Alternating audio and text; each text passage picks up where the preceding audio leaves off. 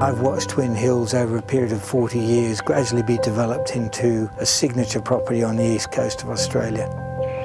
It doesn't really lack anything. The stable facilities that Mike Willesee put in here, the Howard Tanner designed yearling complex, the stallion complex down the bottom, they're all state of the art.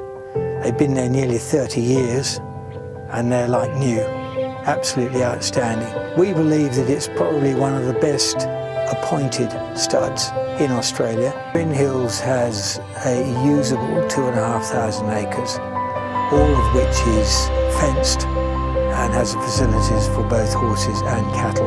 The fencing has been almost completely upgraded to get it to the standard that all Godolphin properties have to be at for Sheikh Mohammed's requirements. Southwestern New South Wales has always had a place, a prominent place, in the breeding of thoroughbreds nationally in Australia and in the state. The reason for that is the landscape. Cootamundra has got a lot of undulation. It grows great trees, which is a thing that stud masters are always looking for. We can run a herd of breeding cattle here as a supporting role for the horses, which we do. It's free draining land. We get a 26 to 28 inch rainfall a year. It's a very steady property for us to turn off quality thoroughbreds. We've raised horses here, we've spelled horses here, we've stood stallions here, all of it successfully.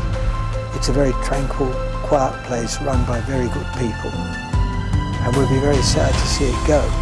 Mr. Calvin was the first person I remember being here, Dawson stud Cootamundra. He stood the very successful Dignitas and an American stallion called Bold Aussie. He sold to Mike Willesee. Mike Willesee stood some really significant Australian stallions here. Breed shaping stallions like Snippets and Rubiton were here in the 1980s. He sold to the Inghams in the early 90s, and Jack and Bob Ingham developed a stallion operation of their own down here. So over a period of 40 years, Twin Hills has become a very prominent breeding property and has stood some of the better stallions, if not the best, in the past 30 years. Every major Group 1 horse that we've raced has spent time here. We have a fantastic staff down here under Steve Bryan. They spend a lot of time on the pastures, making sure that they're clean, weed-free. So there's a constant thought process going into what's in the ground, what's in the fencing, and what's in the buildings.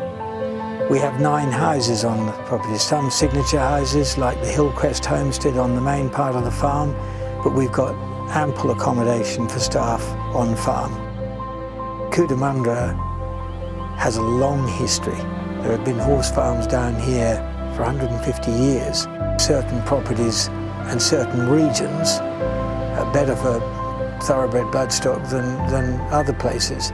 In New South Wales, the Hunter Valley and southwestern New South Wales have always had a very special place in the thoroughbred world because of those qualities. It has always had a diverse farming culture with all breeds of animals, cattle, sheep, horses, and it's been a vibrant industry here for well over 100 years.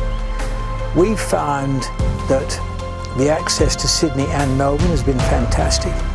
We've got the bloodlines at Godolphin that produce the great genetics, but equally as important is a clean and pristine environment to raise these horses. Again, there are only certain parts of the world and there's only certain parts of Australia that have that environment.